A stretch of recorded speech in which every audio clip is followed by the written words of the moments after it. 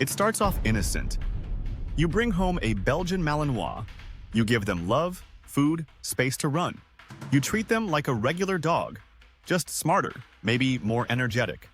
But slowly, things begin to shift. The walks stop being enough, the chewing starts, the staring gets more intense.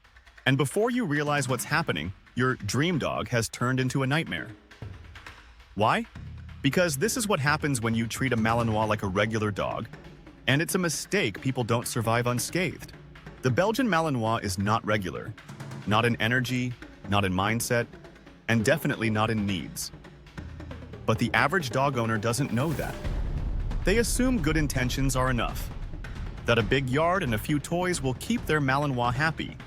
But that's where it begins to unravel.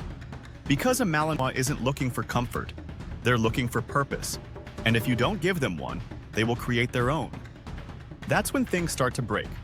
Walls, furniture, your patience, and sometimes your trust in yourself. When you treat a Malinois like a regular dog, you miss the warning signs. You think the barking is just enthusiasm. You think the pacing is just energy. You think the biting is just teething. But it's not.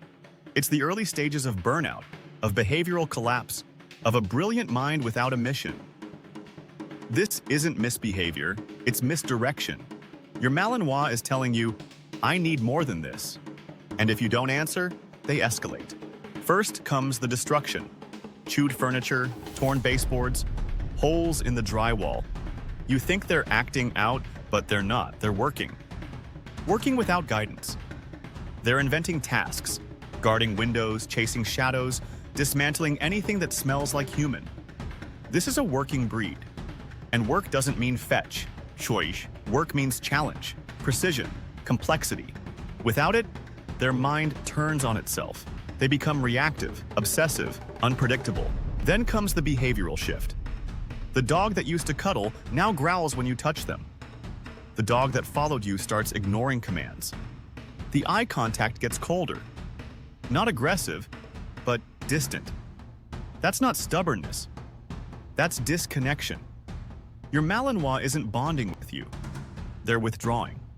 Because you treated them like a pet instead of a partner. And when a dog bred for military precision doesn't see leadership, they default to survival mode. But the hardest part? The guilt. You start blaming yourself. You ask, why is my dog like this? And here's the brutal truth. It's not your fault for loving them. It's your fault for not understanding them. This breed doesn't just want affection. They want direction. And if you offer one without the other, they become unstable. The worst stories don't start with aggression. They start with misunderstanding. So what should you have done instead? You should have treated your Malinois like a soldier in training. With a job, a schedule, mental drills, engagement sessions. Structure, structure, structure.